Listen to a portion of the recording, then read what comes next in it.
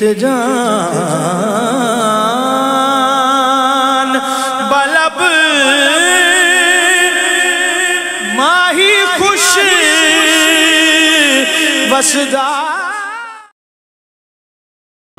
देखो, इमराज जो हैं वो बेसिकली पैदा होते हैं ग़िज़ा की ही गलती से। जब आदमी गलत ग़िज़ाएँ लेता है, खिल्फ मिजाज हैं दरअसल खिल्फ की बिगाड़। हमारे यहाँ जो जिस्म में अखलात हैं, जैसे सफ़रा है, सूदा है, बलगन है, रिया है, जो 4 अंसर हैं जिसको हम आब, बाद, खाक, आतिश कहते हैं ना। अच्छा, सफ़रा जो है गोया आतिश है, ठीक है। बाद जो है वो रिया है। सूदा जो है मिट्टी है। बलगम जो है पानी है। यानी कि मरतूब मर्ज बलगम है तो रतब से मरतूब हुआ। रतब मायने पानी के तरीके। हाब्स यानी कि खुश्की माने हैं सूदा के। सूदा मिट्टी है। तो यही 4 अंसर इंसान के जिस्म में मौजूद हैं।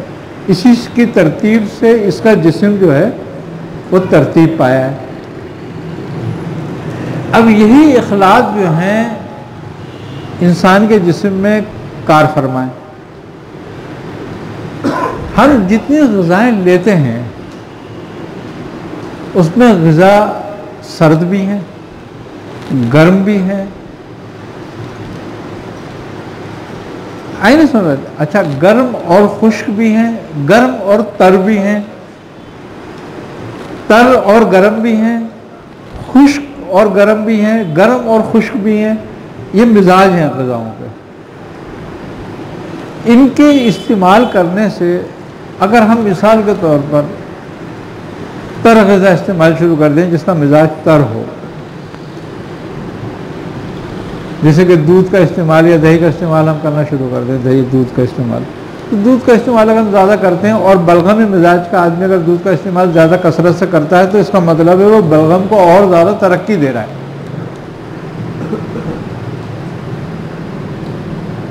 तो अगर हम बलगम के मर्ज में दूध को छोड़ दें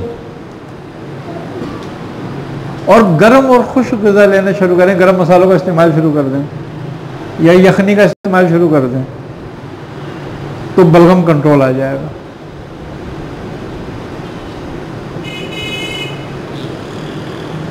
इसको ग़िज़ा की तब्दीली कहते हैं कि खिल्त की मुखालिफ खिल्त के ऊपर चले जाओ। अगर खुश्की है तो तरी से तोड़ो, तरी है तो खुश्की से तोड़ो। अगर मैदे में रतूबत पैदा हो जाती है, सोते मुंह में पानी आने लगता है, इसका मतलब मैदे का मुंह बंद नहीं हो रहा, रतूबत की वजह से मैदा सोने के बाद भी काम कर रहा है, चल रहा है। तो उसके लिए हमें चाहिए कि हम खुश्क ग़िज़ाएँ लें। गर्म और खुश्क ग़िज़ा लेने से क्या नतीजा निकलेगा उसका कि वो मैदे की रतूबत खुश्क हो जाएगी। जैसे जवारिश कमूनी है, या ज़ीरे का इस्तेमाल ज़्यादा कर दें, दालचीनी का इस्तेमाल ज़्यादा कर लें खानों में, तो इसका मतलब ये हो गया कि हम उसको तोड़ रहे हैं तो वो खुश्की दूर हो जाएगी। तो इलाज बिल ग़िज़ा का मकसद ये है कि ग़िज़ा खाने से ही अखलाक की बेतरतीबी होती है जिसकी वजह से मर्ज़ पैदा होता है। अगर हम उसमें थोड़ी सी तब्दीली कर लें तो वो इलाज बिल ग़िज़ा कहलाएगा। ये तदबीर है आसान जो आदमी हर अपने घर में कर सकता है। बस सिर्फ ये है कि उसको ग़िज़ाओं की मालूमात हो, उसको मालूम हो। तो ये है। अच्छा, जब इससे काबू ना आ रहा हो, मकसद इतना बढ़ गया है ये बलगम कि दूध छोड़ने के बाद भी काबू नहीं आ रहा, गर्म ग़िज़ाएँ खाने का भी काबू नहीं आ रहा, ड्राई फ्रूट भी खा रहे हैं तो काबू नहीं आ रहा, फिर हम दवा की तरफ जाते हैं। और जब दवा की तरफ जाते हैं तो हुक्मा कहते हैं कि इलाज बिल मुफर्रिद करो, मुरक्किब ना करो। जब इलाज बिलमुफर्रिद करते हो और जब भी अफाका ना हो फिर मुरक्किब पे आओ।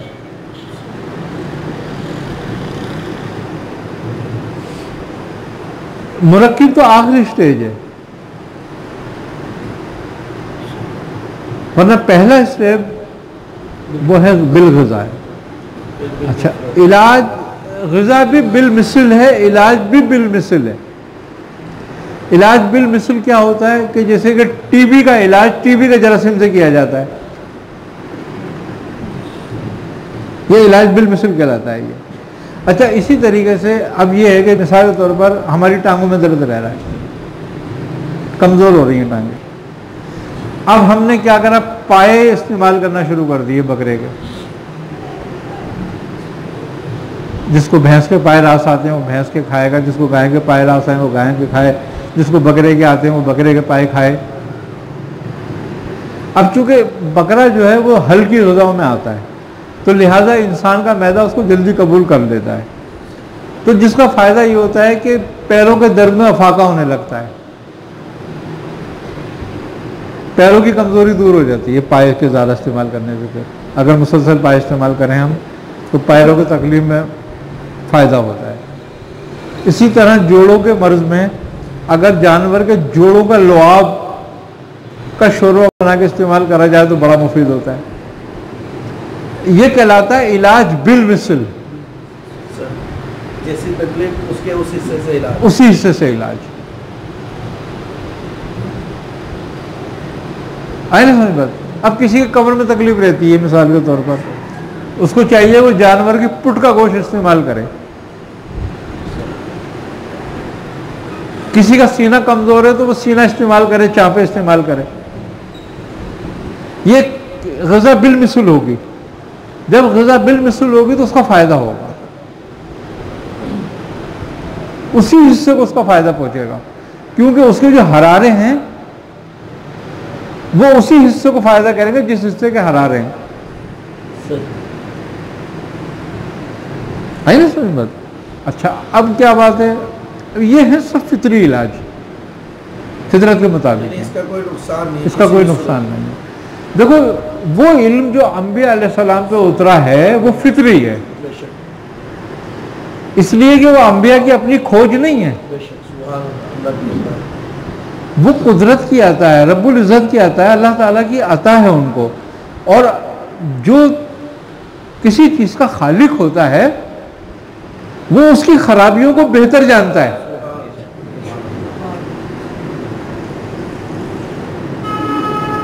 तो उसने जो अपने अंबिया पे इल्म उतारा, जिसको आप तिब कहते हो, तिब मायने तबीयत से हैं, तबीयत में सुधार लाने वाली चीज, वो इल्म अंबिया पे उतरा है। अब अंबिया से इस तरीके से उतरा कि अल्लाह तबारक व तआला ने हज़रत इदरीस अलैहिस्सलाम पे एक ख़ास इनायत फरमाई थी। और आप जिस तरह अंबिया अलैहिस्सलाम को अलग अलग मौज़े अता हुए, इसी तरह हज़रत इदरीस अलैहिस्सलाम के मौजज़ात में से एक मौजज़ा ये भी था कि जब आप सफ़र करते या बाहर निकलते तो दरख्त बेल बूटे आपसे बातें करते, आपको सलाम करते और अपने ख़वास और अपने फ़ायदे बताते कि मैं इसलिए हूँ, मुझ में अल्लाह ने ये खासियतें रखी हैं। तो अब चूँकि वो मौज़ा आपको बिलखुसूस अता हुआ था, तो वो अता किस लिए हुआ था? इसीलिए हुआ था ताकि आप तबीयत को भी लोगों की बेहतर समझें और लोगों को नफ़ा पहुँचाएं उसके ज़रिए। आपने लोगों को बताना शुरू करा। उसमें एक आपके शागिर्द ख़ास थे जो आपके साथ हर वक्त रहते थे और आपके तमाम अहवाल को तहरीर करते रहते थे अपने पास। उनका नाम था हरमिस।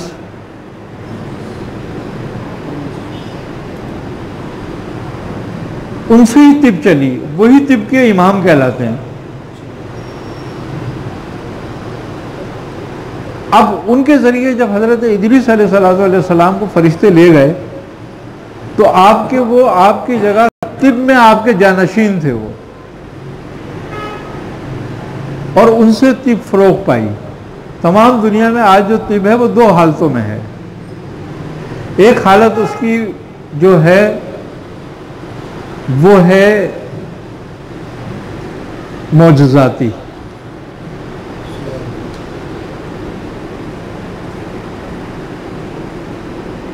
एक हालत उसकी जो है वो है तजर्बाती,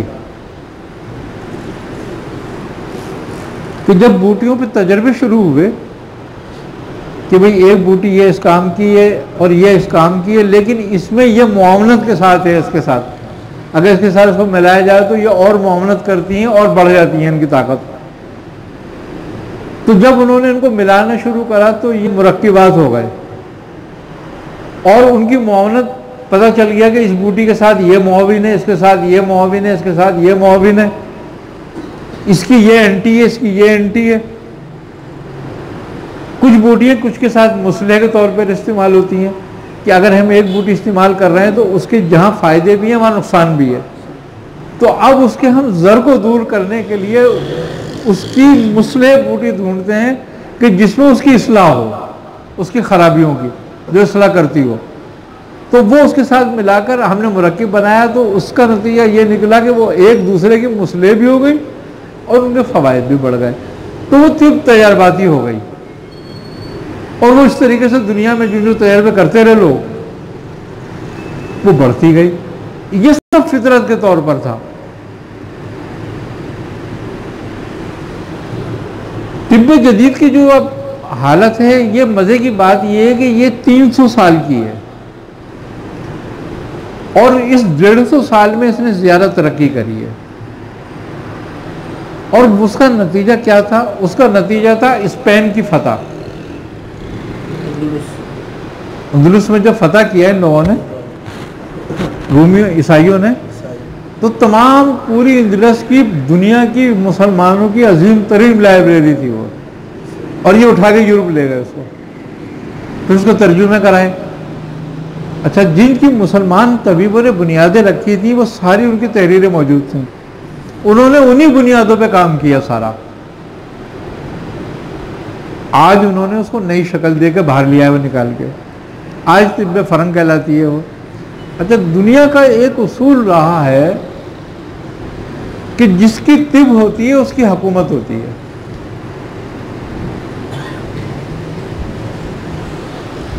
दुनिया में 1000 साल तक मुसलमानों की तिब रही, 1000 साल तक मुसलमानों की हुकूमत रही। जब इन्होंने अपनी तिब से दूर हुए, ये इनकी हुकूमतें जाना शुरू हो गई। हुकूमतें जाने का नतीजा क्या निकला कि दूसरे अगयार इन पर गालिब आने लगे, साजिशें हो गई। आज किसकी हुकूमत है? आज। और तिब किसकी है? आज उन्हीं की तिब है, उन्हीं की हुकूमत है, पूरी दुनिया में उनकी हुकूमत है। हमारा सबसे बड़ी इनाहतात की वजह यह रही कि हमारे यहाँ साजिशें बहुत हुई और हम साजिशों का जल्दी शिकार भी होते हैं, और उसकी वजह, हमारी साजिशों को जल्दी शिकार होने की वजह जो है वो है हदीस के मुताबिक कि मुसलमान का जो फितना है वो हुब्बे माल है। माल मुसलमानों का फितना है। खुद सरकार वाले ने फरमाया, आपसे साहबा ने सवाल किया कि या रसूलल्लाह, हर कौम में एक फितना होता है, आपकी कौम का फितना क्या है? आपने फरमाया हुब्बे माल, यानी जितने भी फितने होंगे वो माल की वजह से पैदा होंगे। अच्छा, खूबी की बात यह है कि ये क्योंकि नीचे के तबके ने कबूल किया था इस्लाम, जी हाँ, बिल्कुल गरीबों ने। अब जब तबके ने नीचे ने कबूल किया था इसको, तो ये थे ही मखलूकुल हाल। अब जब इसके जरिए उनको माल नजर आया तो वो तो फिसल गए,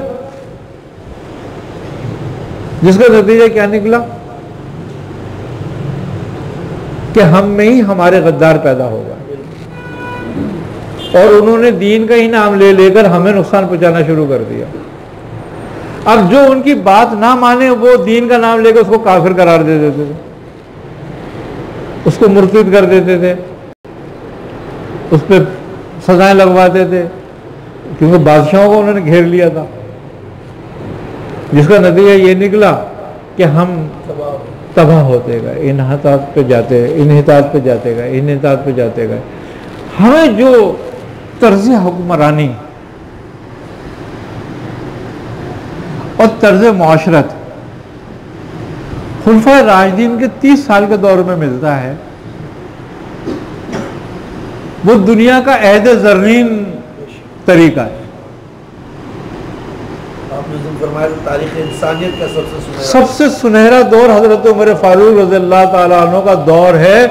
गांधी खड़ा होकर कह रहा है अपने हिंदुओं के जलसे में, ये रिकॉर्ड पे बात है कि गांधी हिंदुओं के जलसे में खड़ा होकर कह रहा है कि मैं तुम्हें तर्ज हुक्मरानी और हुक्मरान का अगर कोई सैंपल या नमूना पेश करूं तो वो सिर्फ उमर फारूक है और उनका दौर है। गांधी कौन था? मुसलमान था।